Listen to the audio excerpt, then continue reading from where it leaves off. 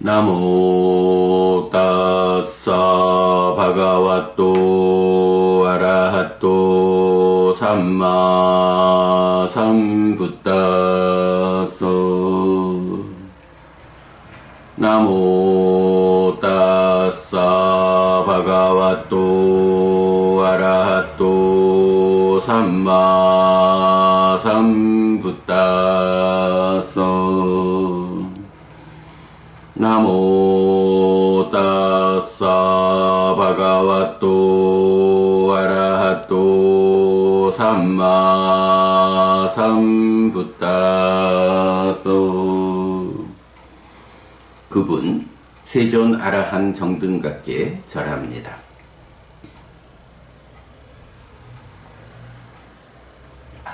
자, 우리가 지금 제2장 사실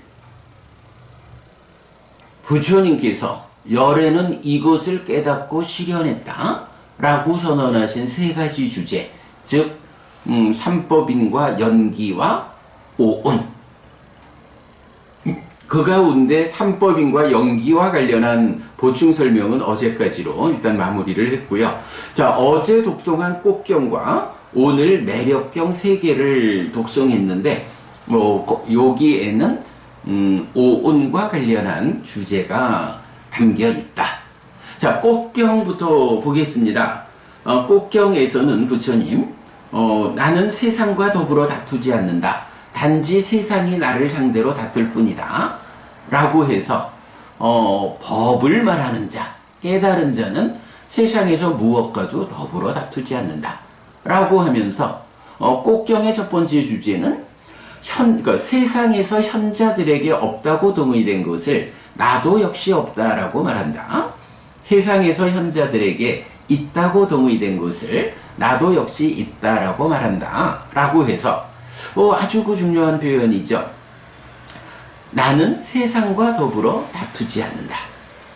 자, 세상과 더불어 다투지 않는다라는 요 의미가 사실은 어디에서 우리가 그 부분을 좀 볼 수 있냐 하면, 독성집 책의 그 두 번째 경이, 6번 상류타 2번 존중경이거든요.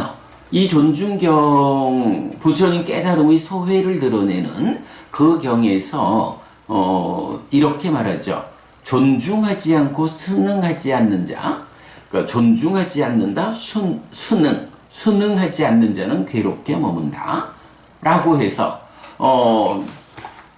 존중과 순응이라는 개념이 나타나요.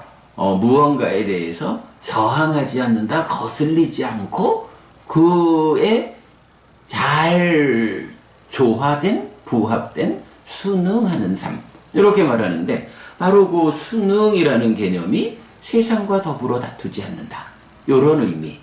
우리가 마치마니까요 관통법회에서 봤지만 18번 꿀과자경에서 보면 부처님 보고 당신은 무엇을 말하고 무엇을 가르치는 사람이냐 라고 할 때 다투지 않는 삶을, 그래서 상을 잠재시키지 않는 것을 가르친다, 이렇게 부처님 말씀하시는데, 바로 이제 그 주제입니다.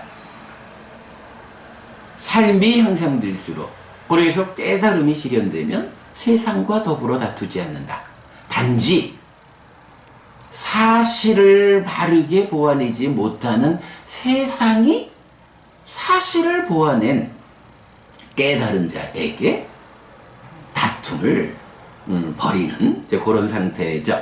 어쨌든 세상과 더불어 다투지 않는다라는 깨달음의 경지를 말씀하시면서, 현자들이 없다고 말하는 거 나도 없다고 동의하고, 현자들이 있다고 말하는 거 나도 있다고 동의한다 라고 하면서, 그러면 무엇이 세상에서 현자들에게 없다고 동의된 것이냐, 그래서 나 또한 없다라고 말하는 것이냐 라고 하면, 이제 색수상행식 오온에 대해서 이 참 결정적인 거죠.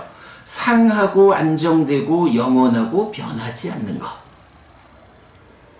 항상하다, 그래서 안정되고 영원하다, 그래서 변하지 않는 것. 요게 뭔가요?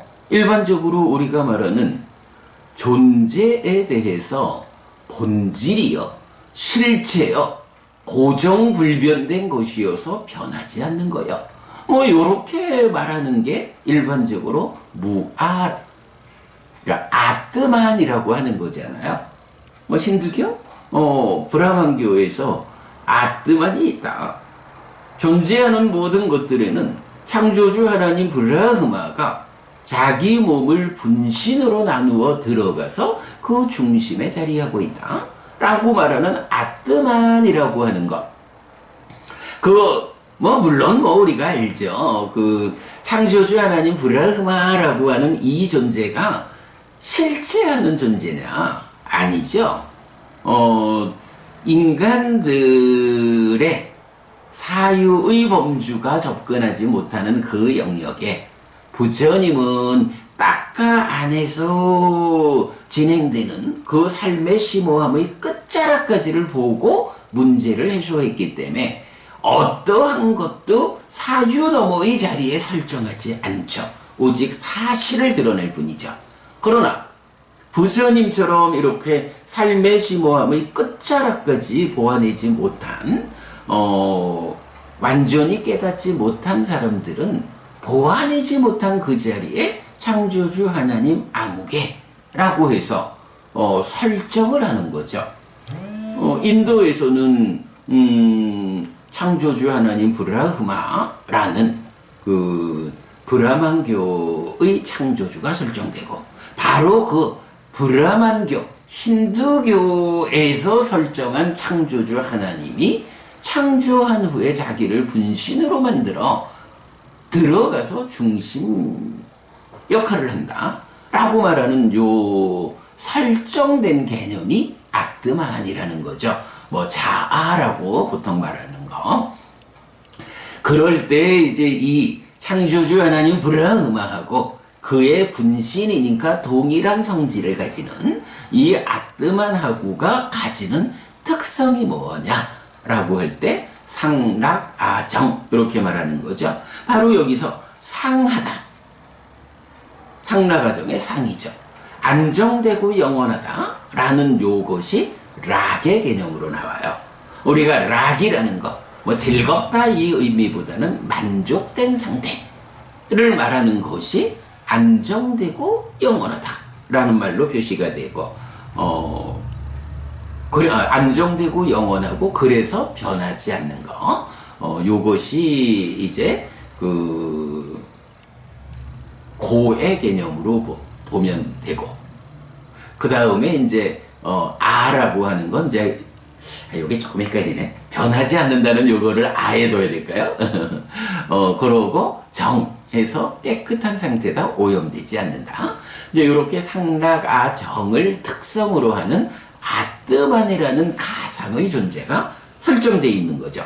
그럴 때에 이제 세상에서 현자들이 없다고 동의하고 부처님도 없다라고 말하는 것은 무엇냐 하면 바로 이런 아뜨만의 특성을 가지는 상하고 안정되고 영원하고 변하지 않는 색수상행식 오오는 없다, 이렇게 말씀하시는 거예요.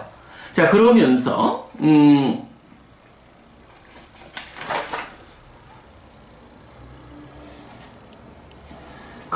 이어가지고 세상에서 현자들에게 있다고 동의된 거고 부처님도 있다라고 말하는 것은 무엇냐라고 하면 이런 색수상행식 오온에 대해서 상하고 안정되고 영원하고 변하지 않는 것, 이런 성질을 가지는 것은 없다.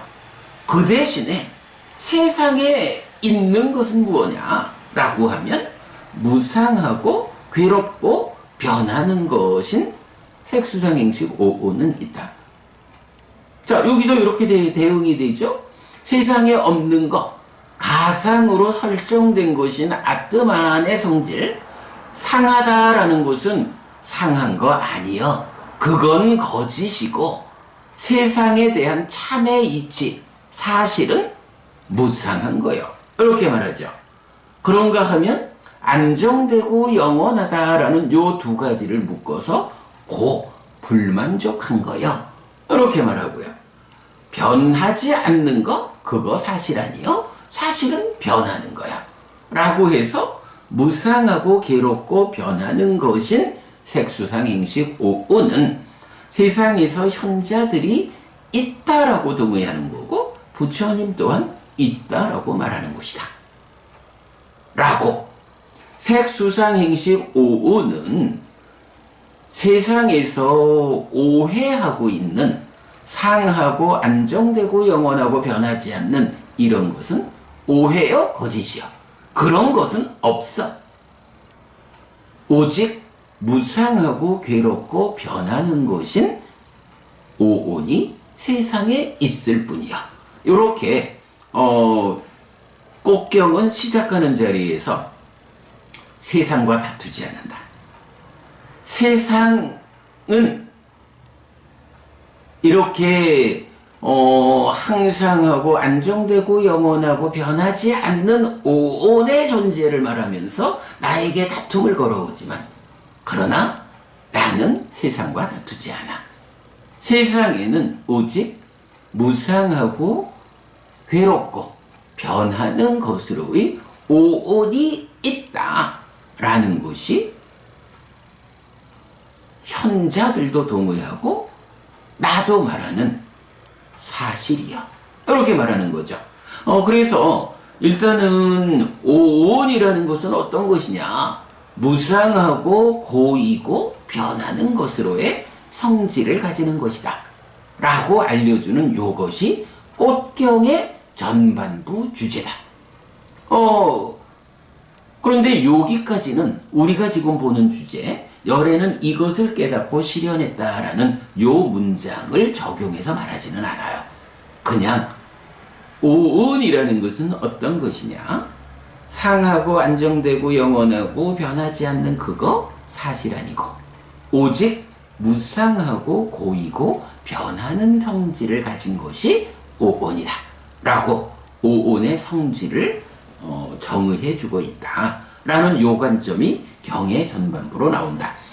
그리고 여기서는 이건 특별히 이건 우리가 주목해야 하는 거는 무상고 무아라고 우리가 말을 하는데 무상이라는 거 의미를 알죠. 조건들이 결합해서 결과가 생겨나는 거고 무아라는 거는 바로 이런 존재하는 것은 모두 아뜨만 아니요 라고 말하는데 고라는 것은 무엇이냐 라고 할 때 무상하기 때문에 괴로움이 생긴다 라고 하지만 이 괴로움이라는 것은 사실은 불만족을 말하는데 이 불만족이 무엇냐라는 것을 사실은 이 경을 통해서 우리가 정확히 알 수 있죠.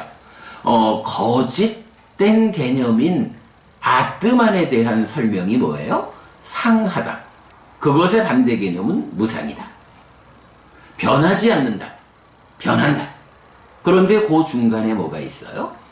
안정되고 영원하다라고 말하는 이 거짓된 개념에 대해서 아니요.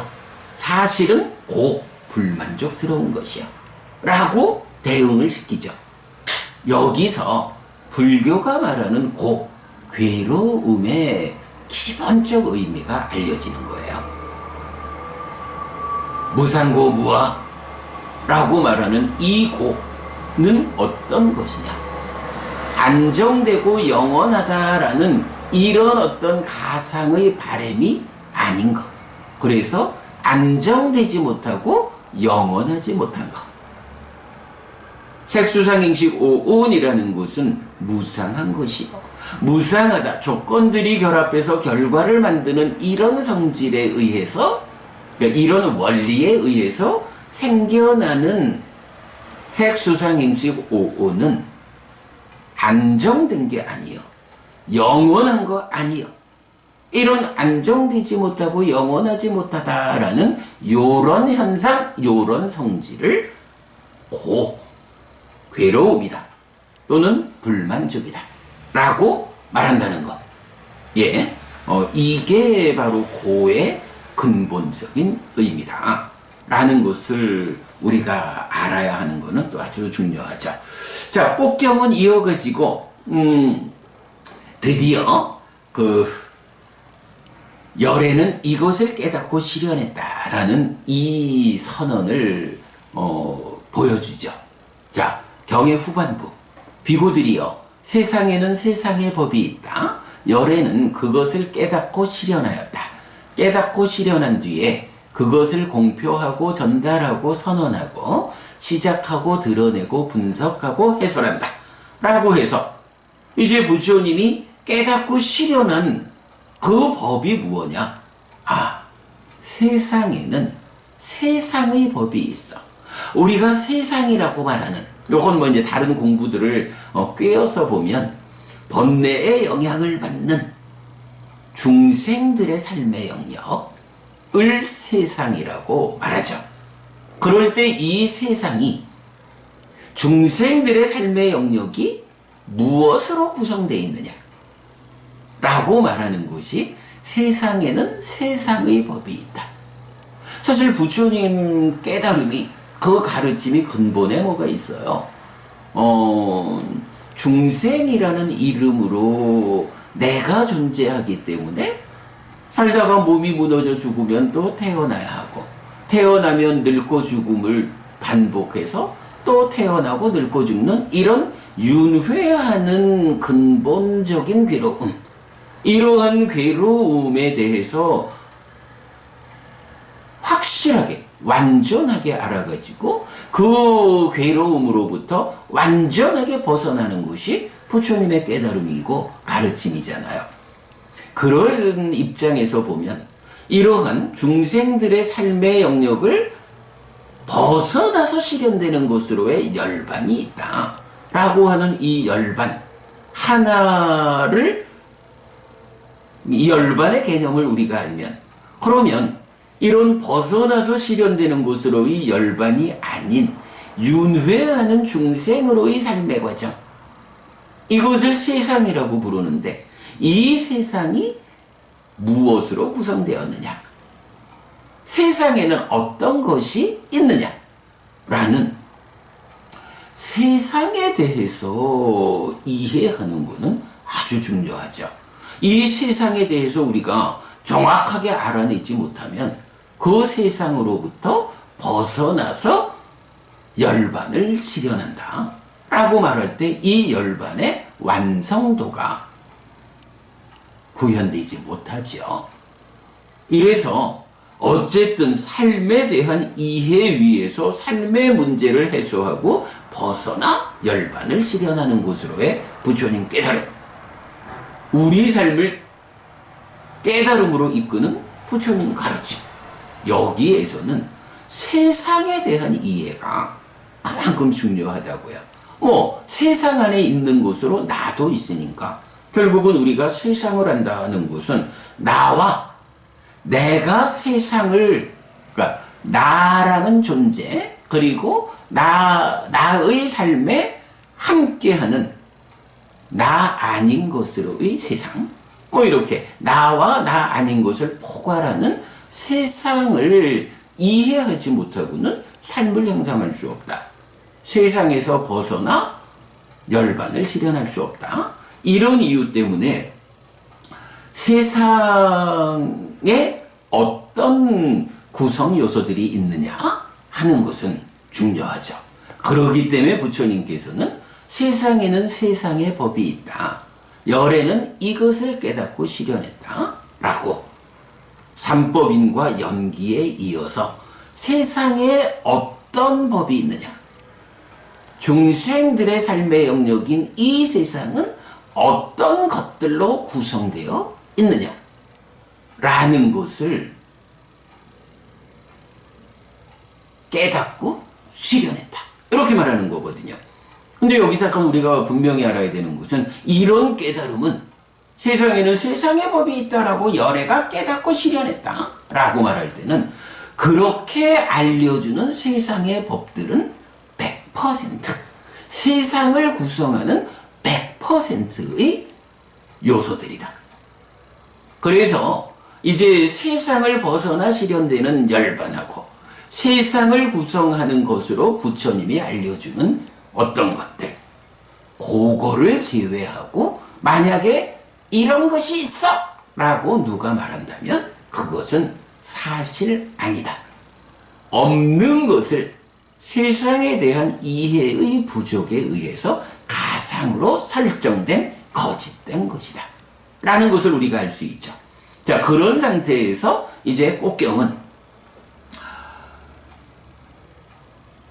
세상에 있는 세상의 법이 무엇냐 라고 할 때 바로 색수상행식 오온이 있다. 이 5가지 무더기가 세상에 있는 세상의 법이다. 그래서 나라는 존재도 색수상행식 오온을 구성요소로 여기에 집착되면 오치온인 나 이렇게 생겨나는 것이고, 이렇게 내가 함께해서 살아가는 삶의 토대로서인 이 세상도 색수상행식 오온으로 구성되어 있다. 그래서 벗어나 실현되는 것으로의 열반을 제외한 중생으로의 나의 삶을 구성하는 세상의 법은 오직 색수상행식 오온뿐이다. 이거 말고는 없다. 그러므로 세상과 세상에서 벗어나 실현되는 모든 것을 포괄해서 있는 거라고 말할 때는 오직 색수상행식 오온과 열반, 요 2가지 부류가 있을 뿐이다. 그래서 색수상행식 오온이라고 하는 세상을 구성하는 이것, 달리 말하면 번뇌의 영향 위에서 중생이라는 존재로, 불완전한 존재로 살아가는 내 삶의 영역에 있는 것, 이거는 오온뿐인데, 이러한 번뇌의 영향 위에 있는 중생으로의 삶의 영역, 세상을 구성하는 이거를 지시하는 말이 무엇이냐? 재행무상 재행계고라고 말하는 상카라, 행이다. 그러니까 이제 오온 가운데에도 색수상행식해서 행이 있지만, 그러나 이 행이라는 것은 앞으로 이제 공부하겠지만, 행은 그 오온에서 행 이렇게 나타날 때는 유위에서 형성한다 라고 정의가 되잖아요. 그럴 때 유위에서 형성된 것으로의 색수상행식, 이렇게 오온의 행에 의해서 형성된 모든 것들은 유위에서 형성된 것, 이래서 행이라고 다시 불린다. 그래서 색수상행식 오온을 포괄해서 말할 때는 행이다. 재행무상 재행계고 라고 말하는 그 행이다. 그래서 이제 있는 거는 세상 안에 있는 행과 벗어나 실현내는 것으로의 열반, 이 2가지가 있을 뿐이다. 이제 이거 말고 부처님께서 바로 이렇게 열애는 그것을 깨닫고 실현했다 라고 알려주는 세상의 법으로의 행과 세상을 벗어나서 실현되는 열반, 이거 외에 무언가 아또만이라는 게 있어, 창조주 하나님 브라흐마가 있어 라고 어떤 가상의 존재를 말하면 그때 우리가 질문할 수 있는 거예요. 자, 그 창조주 하나님 브라흐마라고 그대가 말하는 그 존재가, 또는 그 창조주 하나님 브라흐마의 분신으로의 아트만, 자아라고 불리는 그거가 열반입니까? 라고 물어볼 수 있는 거예요. 그게 세상을 벗어나 실현되는 열반입니까? 라고 물으면, 사실은 이제 대승 열반경이라는 경이 있죠. 그 대승 열반경에서 보면 열반 사덕이라고 해서, 열반은 상락아정의 4가지 덕성이 있다 이렇게 말하는데, 이 상락아정이라는 4가지 덕성, 요게 뭔가요? 앞에서 보았지만 창조주 하나님 브라흐마 또는 그의 분신인 아트만에게 가상으로 설정된 성질이 바로 그거거든요.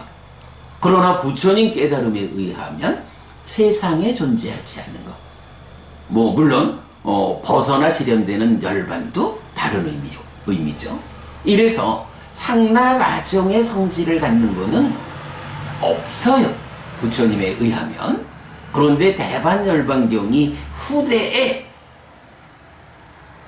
열반은 4가지 특성이 있는데 상락아정이다, 이렇게 말하는 거 곤란하죠. 부처님은 열반까지도 포함해서 재범무아, 열반은 무아다 라고 말하거든요. 그런데 그 열반을 상락아정이라고 해서 열반은 악금아니요 라고 말하는 것은 부처님 가르침을 전면으로 부정하는 것. 이거는 그야말로 신두교의 교리. 이렇게 되거든요. 참 곤란해요. 대반열반경이 열반을 상락아정이다 라고 정의하고, 그리고 그 정의에 의해서 이제 중국을 중심으로 하는 대승불교권에서 열반은 그러하다 라고 이해하는 거 아주 곤란하다. 부처님은 열반을 포함한 있는 거는 모두 무아다, 재범무아, 이렇게 선언하신 것이 바로 출현경에서 또 그 이어지는 4개의 보충경들에서 보았습니다마는, 어쨌든 열반도 무아의 성질을 갖는다, 이거를 전면적으로 부정하고 열반이 상락아정이다 라고 설명하는 거, 이거는 불교로서는 받아들일 수 없다. 우리가 깨달아서 세상에서 벗어나 실현하는 그 자리 열반을 부처님이 정의하는 그 열반과 다르게 정의된다면, 우리가 깨달아가지고 도달하고자 하는 그 자리가 어디냐? 부처님이 도달한 그 자리하고 다른 자리다. 이렇게 되면 이거를 깨달음이라고 말할 수 없죠. 이런 부분 우리가 보아야 하죠. 자, 그래서 어쨌든 이제 그 꼭경에서 말하는 세상에는 세상의 법이 있다, 색수상행식 오온이다, 열에는 이것을 깨닫고 실현했다 라고 하는 이 선언이 가지는 의미, 이런 점에서 보아야 한다. 무상고 무아의 성질을 가지는 중생들의 삶의 영역, 세상을 구성하는 오온, 그리고 이 세상에서 벗어나 실현되는 락이고 무아인 열반, 이것밖에 존재하는 것이 없다. 세상에는 오온이라고 하는 세상의 법이 있을 뿐이다, 이거 말고는 없다. 그러므로 여기에 열반도 아닌 다른 어떤 덜을 세워서 주장한다면 부처님처럼 바르게 깨달은 정등각 아닌 자에 의해서 설해진 주장이기 때문에 그것은 사실 아니다. 네, 요렇게 꼭경의 주제를 이해하는 거, 이것은 아주 중요하다. 그래서 꼭경에서는 이렇게 말하죠. 이렇게 부처님께서 공표하고 전달하고 선언하고 시작하고 드러내고 분석하고 해설한 것을 알지 못하고 보지 못하는 어리석은 범부장님, 눈이 없는 자, 알지 못하고 보지 못하는 자에게 비구들이여, 내가 무엇을 할 수 있겠는가? 부처님, 아니 내가 이렇게 깨달아서 바르게 세상에는 오직 오온이라는 세상의 법이 있을 뿐이요, 그리고 이 세상에서 벗어나 실현되는 열반이라고 하는 것은 락이면서 무아의 특성을 가지는 것, 이렇게 깨달음의 자리까지도 정의를 해주는데, 세상 사람들이 이런 부처님의 선언을 알지 못하고 보지 못해. 그래서 어리석은 범부여 장님이여 눈이 없는 자, 알지 못하고 보지 못하는 자, 이렇게 자기가 알지 못하고 보지 못하면서 이런 거야! 라고 부처님한테 덤벼들고 부처님의 가르침을 바르게 배워가지고 이러한 곳입니다! 라고 말하는 우리 같은 사람들한테 공부 좀 해라! 열반은 상당하적이야! 이러면서 참된 것을 주장하는 사람들에 대해서 부처님조차도 그런 사람들한테 내가 무엇을 할 수 있겠느냐? 가르쳐줘도 배우고자 하지 않고 가르쳐줘도 받아들이고자 하지 않는 이런 사람들에게 달리 말하면 믿음을 갖지 못하는 부처님에 대한 믿음을 갖지 못하는 이런 사람들을 어찌할까? 방법이 없지 뭐. 오직 사실을 보여줄 뿐. 이렇게 이제 부처님 당신의 역할을 말씀하시는 거죠. 네, 꽃경에서는 이렇게 오온이라는 것이 무상고 변하는 것, 무상하다, 안정되지 못하고 영원하지 않다, 그래서 불만족스러운 것이고 변하는 것이다 라는 이 오온의 성질을 명확하게 드러내셨고, 그런 가운데에 세상에는 오직 세상의 법으로의 오온이 있을 뿐이다 라는 이 선언, 물론 우리는 더해서 알죠. 세상으로부터 벗어나서 실현되는 열반, 우리의 목적점이 하나 세상밖에 있죠. 그리고 세상은 오직 오온일 뿐이다 라는 거 분명히 우리가 알아야겠고요. 자, 꽃경을 통해서 이 주제를 보았어요. 그리고 이제 앞으로 여러 경들에서 그 오온과 관련한 오온이 구체적으로 무엇냐라고 오온을 쌓여 있는 것들에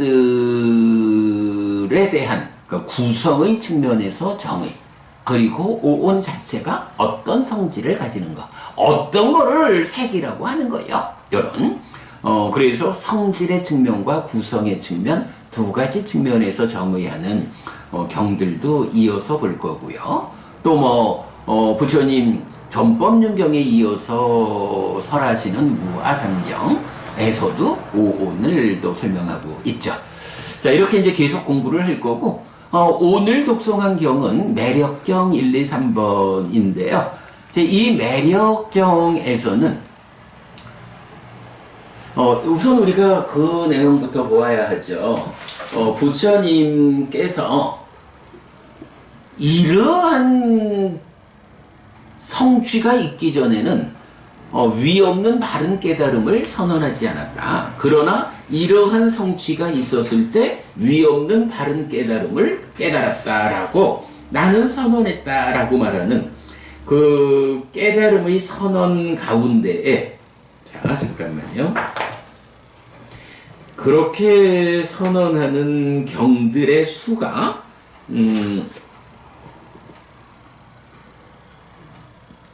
네, 모두 17개의 경이 아누따랑 삼마 삼보딩 아비 삼부또 위 없는 바른 깨달음을 깨달았다라고 선언하는 용례가 17개의 경이 있는데, 그 중에 가장 많은 경이 바로 오늘 우리 독송한 아사다 아디나오 닛사라남이라고 해서 매력과 위험과 해방이라는 주제를 말하거든요. 17개의 깨달음의 선언 가운데 12개의 경이 바로 이 매력과 위험과 해방이라는 이 주제를 말하고 있어요. 그리고 물론 이제 무엇의 매력과 위험과 해방이냐 하는 데에서 이제 여러 가지로 나오지만, 어쨌든 중심 주제, 위 없는 바른 깨달음을 깨달았다라고 선언했다라는 이 용례 17개의 경 중에 12개의 경이 매력과 위험과 해방이라는 이 주제를 말한다. 그래서 이게 70%인가 돼요. 그러니까 부처님이 깨달음을 선언하는, 위 없는 바른 깨달음을 깨달았다라고 선언하는 경우에 70%가 매력과 위험과 해방이라는 측면에서 말하고 있다. 그래서 하여간 매력, 위험, 해방 이 주제는 엄청 중요하다. 그래서 제가 글도 하나 썼죠. 매력, 행복 그 이면의 이야기, 매력과 위험 이런 거죠.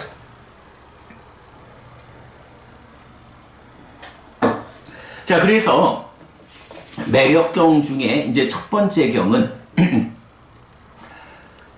깨달음 이전 깨닫지 못한 보살이었을 때 나에게 이런 생각이 떠올랐다 라고 해서 부처님 색수상행식 555는 바로 앞에서 보았지만 이렇게 세상을 구성하는 모든 법인데 이 색수상행식 555는 어떤 매력이 있고 어떤 위험이 있고 어떤 해방이 있는가, 색의 매력은 무엇이고 위험은 무엇이고 해방은 무엇인가 라고 그 주제가 떠올랐다. 그래가지고 거기에 대해서 부처님 수행의 과정에서 답을 찾았다. 색을 연하여 생기는 즐거움과 만족이 색의 매력이다. 색의 무상고 변하는 성질이 색의 위험이다. 색에 대한 욕탐의 제어와 버림이 색의 해방이다. 라고 해서 오온에 동일하게 반복되죠. 그래가지고 색수상행식 오온이라는 이 세상의 법들은 어떤 매력을 가지고 있느냐, 바로 이 색수상행식 오온을 연하여 그것 때문에 생겨나는 즐거움과 만족이 있다. 우리가 살아가면서 요만큼이든 이만큼이든 즐거움과 만족을 경험한다면 그것이 바로 그것 때문에 생겨나는 만족이요, 즐거움이요 만족이다. 그것의 매력이라고 한다. 그것은 색수상행식 오온이다 라고 말하는 거고요. 근데 문제는 이 색수상행식 오온이 그것이 주는 즐거움과 만족이 있어서 매력적이야. 그런데 바로 앞에 꼭경에서 보았지만 이 색수상행식 오온이 어떤 특징을 가지고 있어요? 항상하고 안정되고 영원하고 변하지 않는 이런 성질을 가지고 있지 않잖아요. 무상하고 불만족스럽고 변하는 이런 성질을 가진 거다 보니까, 아이고 어떤 색수상행식 때문에 그것 때문에 즐거움과 만족이라는 매력이 생겨났는데 어쩌나 그런 매력, 즐거움과 만족이라고 하는 이것이 항상하지 못하고 안정되지 못하고 영원하지 못하고 변하지 않는 것이 아닌 거예요. 이 즐거움과 만족이라는 이 매력적인 것이 무상하고 고이고 변하는 거예요. 그 상태를 유지하지 못해. 이것이 오온 때문에 생겨나는 즐거움과 만족이라는 이 매력의 이면에 이것이 무상하고 불만족하고 변한다라는 성질을 가지고 있구나. 이것이 이 매력 뒤에 숨어있는 성질이구나. 그러므로 참으로 이것은 위험한 거구나. 이것이 즐거움과 만족이라는 이 매력적인 상태를 유지하지 못하는구나. 무상하고 불만족하고 변화한다는 이런 문제 상황이 숨어 있구나. 이것이 위험이다. 그래서 우리가 그 얘기를 많이 하는 거예요. 어떤 삶의 과정에 의해서 무언가를 얻었을 때 그 얻는 과정이 어떠했느냐, 어떤 조건에 의해서 얻었느냐에 따라서 그 얻어진 것이 주는 행복의 이면에 얻는 과정에 수반되는 부작용이 있다. 어떤 걸 얻어가지고 좋다라고 말하지만 사실은 그 얻는 과정이 어떠했느냐에 따라서 뒤따르는 부작용이 있어서 과정을 잘못 진행하면 얻어진 행복보다 뒤따르는 괴로움이 훨씬 더 클 수 있다. 그러므로 조심해야 한다. 이런 행복 그 이면의 이야기, 바로 매력과 위험이다. 그런데 이제 경은 다시 여기서 해방을 말하잖아요. 해방이라는 건 뭐냐 하면 바로 어떤 것이 가지는 위험의 측면이 있는 거예요. 잘못 얻으면 그것이 주는 괴로움이 더 클 수 있어. 또는 그렇지 않다 해도 중생들의 삶의 영역에서는 얻어진 그것이 무상하고 불만족하고 변한다는 이런 성질이 주는 위험이 있어. 그렇다면 이런 위험한, 이런 불만족의 상태를 어떻게 극복할 것이냐. 바로 이 극복의 개념이 해방이거든요. 이럴 때 불교적인 시각은 참 좀 독특해요. 바로 그런 거, 그 위험이 뒤따르는 그거. 그렇다면 그 위험이 뒤따르는 그거를 우리가 포기하면 되지 뭐. 그런데 아니 그렇다고 예를 들어서 밥을 먹으면 밥이 주는 맛도 있고 밥이 주는 에너지에 의해서 몸을 유지하는데 이 밥이 좀 지나치면 어떻게 돼요? 비만해지고 그것 때문에 여러 가지 병이 생기고 뭐 이런 위험이 있죠. 그러면 밥을 먹는다라는 것 때문에 이런 위험이 뒤따르는구나. 그러면 어떻게 하겠어요? 밥을 먹는다는 것이 위험을 초래하니까 밥을 먹지 마. 그러면 되잖아. 요거 답이 되나요? 그거 사실 답이 안 돼요. 아니 비만이 생길까 두려워가지고 밥을 안 먹는다? 그러면 이 몸으로 살아가는 중생들이 몸을 유지하기 위한 에너지를 공급받지 않는다? 그러면 그건 자살하는 거죠. 그런 방법을 부처님은 이끌지 않는다는 거예요.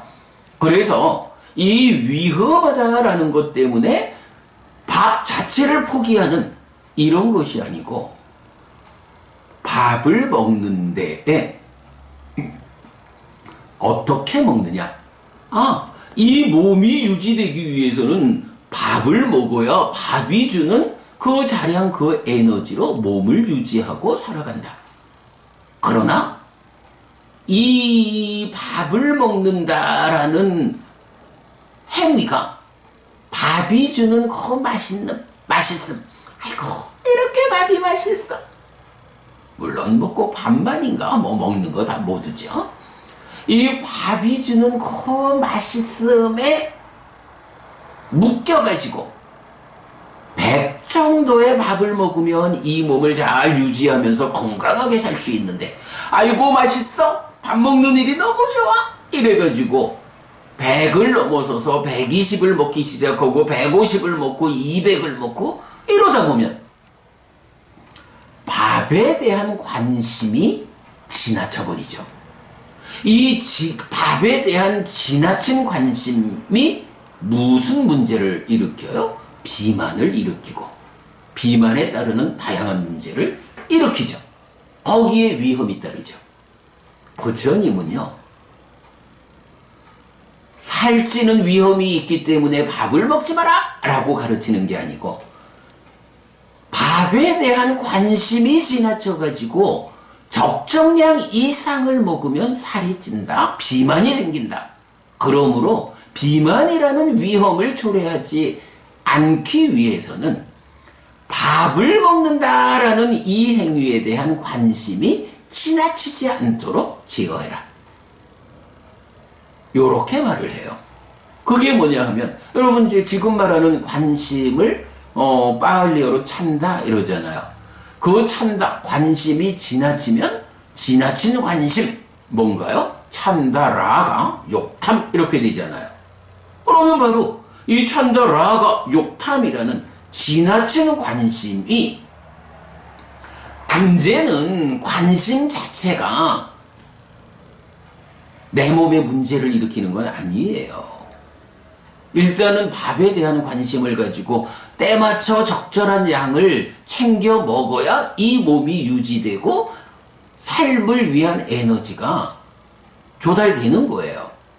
그 자체가 거부되지 않는 거예요. 다만 이것이 적정량을 넘어서는 관심의 지나침, 지나친 관심, 욕탐, 이렇게 발전하면 비만이라고 하는 위험, 부작용을 초래하는 거죠. 그래서 이제 해방이라는 개념은 밥 먹으면 살찐다, 밥 먹지 마라! 이렇게 말하는 게 아니고, 밥을 지나치게 먹으면, 밥에 대한 관심이 지나치면 비만이 생겨서 문제를 초래하니, 바로 그 밥 먹는 일에 대한 관심을 잘 제어해서 지나치지 않게 하라. 라고 밥의 위험의 부분, 밥의 매력과 관련한 부분이 아니라 밥에 따르는 위험으로부터 해방되는 방법을 알려준다고요. 그 이야기를 어떻게 말하나요? 욕탐의 제어와 욕탐의 버림이 해방이다. 이렇게 말하는 거예요. 해방의 개념. 밥 먹으면 밥이 비만을 초래한다라는 이 위험의 측면에 대한 집중된 시각 때문에 밥 먹는 행위 자체를 하지 마라 라고 몸을 유지하지 못하는 죽음으로 이끄는 이런 가르침을 부처님은 말하지 않는 거예요. 지나치지 않아야 한다 라는 이 측면에서 바로 그 지나친 관심, 욕탐을 제어하고 버림으로써 어떤 것이 주는 위험으로부터 해방되라. 물론 이제 마지막에 가면 사실은 몸이라고 하는 이 자체도 제약이니까 몸으로 가지 않는 삶을 통해서 해탈하는 그 중생의 삶에서 벗어나 열반을 실현하는 그 부분이 있지만 지금 여기서는 거기까지를 말하는 건 아니죠.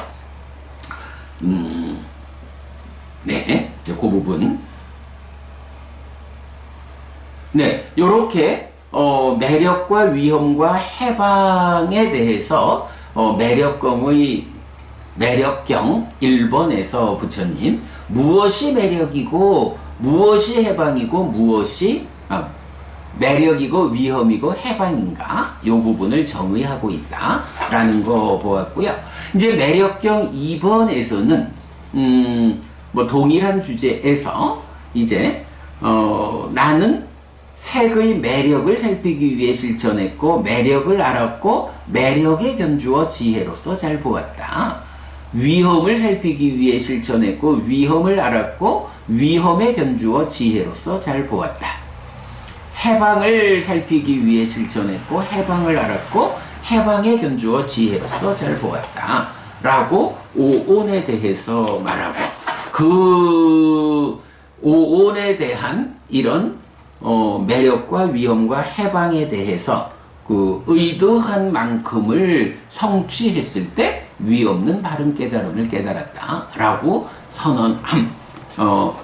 첫 번째 경에서는 매력, 위험, 해방이 무엇냐? 라는 부분을 중심에 두었다면, 이제 두 번째 경에서는 부처님 깨달음의 과정이 바로 그 매력과 위험과 해방이라는 이 주제에 대해서 살펴서 알아서 실현하는 과정이었다 라고 깨달음의 과정을 매력, 위험, 해방의 측면에서 말하고 있죠. 자, 그런가 하면 이제 매력경 3번은 이제 부처님 이야기가 아니라 우리들, 그러니까 당신의 제자들인 중생들에게 매력과 위험과 해방, 오온의 매력, 위험, 해방을 중생들의 입장에서 설명하는 경이에요. 그래서 이제 여기는 만약 색의 매력이 없다면 중생들은 색에 대해 친밀하지 않았을 것이다. 색의 매력이 있기 때문에 중생들은 색에 대해 친밀하다. 색의 위험이 없다면 염호하지 않을 건데 위험이 있기 때문에 염호한다. 색의 해방이 없다면 해방되지 못할 건데 해방이 있기 때문에 해방된다 라고 색수상행시 5온에 대해서 말하는데, 여기에서는 뭐 우리가 뒤에 좀 시간이 넘어가서 뒤에 설명드리겠지만, 이제 친밀이라는 개념과 염오라는 개념이 나타나요. 요거 여러분, 어쨌든 딱가를 이해하지 못하면 경을 볼 수 없다라는 게 여기서도 나타나죠. 우리 딱가 안에서 찢다 마음이 생겨나면 이 심이 어떤 일을 하나요? 기뻐하고 드러내고 묶여 머무는 일을 통해서 난디 소망을 생겨나게 하면 심이 생겨나는 과정의 탐과 난디가 함께해서 가래가 되잖아요. 요거 가래의 형성 과정 딱가 요거잖아요. 요때 이렇게 그 탐으로 몸집이 부풀려져 생겨난 심 찢다가 기뻐하고 드러내고 묶여 머무는 일을 통해서 난디 소망이 생겨나는 소망을 만드는 요 작용, 요 행위 과정을 부르는 말이 친밀이라는 거예요. 그래서 친밀하다라고 하는 것은 중생들이 삶의 과정에서 내적인 영역, 딱가 안에서 그 대상을 기뻐하고 드러내고 묶여 머물므로써 소망, 난디를 만들어서 가래가 되어가지고 집착된 삶을 사는 요런 삶의 출발자리, 그거를 친밀하다 이렇게 말하는 거고요. 이제 수행자는 어떻게 되나요? 염오, 이탐, 소멸 이렇게 말하잖아요. 염오라는 것이 바로 그 딱가 안에서 탐을 부수고 무명을 부수는 출발, 기뻐하고 드러내지 않고 묶여 머물지 않음으로써 난디, 소망이 생겨나지 않게 하고 그럼으로써 가래가 형성되지 않는 가래의 소멸을 이끄는 요 수행의 단계가 염오라는 거잖아요. 그럴 때 이제 바로 경은 색이 매력이 있다라는 것 때문에 중생들은 거기에 기뻐하고 드러내고 묶여 머문다, 친밀하다. 그러나 그 색에 위험이 있어. 색이라는 것이 주는 우리 삶의 구체적 괴로움이 있고 또한 이 색이 무상하고 불만족하고 변하는 것이다 라는 이 위험의 측면이 있기 때문에 이제 중생들이 어떻게 그 위험에서 해방될 것인가 라는 그 수행의 과정, 부처님 깨달음의 과정에 바로 기뻐하지 않고 드러내지 않고 묶여 머물지 않음으로써 난디 소망을 생겨나지 못하게 해서 가래를 소멸하는 요 과정이 부처님 깨달음의 과정이죠. 요 자리가 염오라는 거죠. 그래서 오온이 매력이 있기 때문에 그 매력에 취해서 기뻐하고 드러내고 묶여 머무는 친밀한 삶을 살지만 이제 수행의 과정은 그걸 거꾸로 여기에 위험이 뒤따른다 라고 알아가지고 기뻐하지 않고 드러내지 않고 묶여 머물지 않는 요런 염오하는 일을 통해서 깨달음으로 간다. 이렇게 염오하는 일, 위험을 제어하는 이 일을 통해서 해방되는 것이다.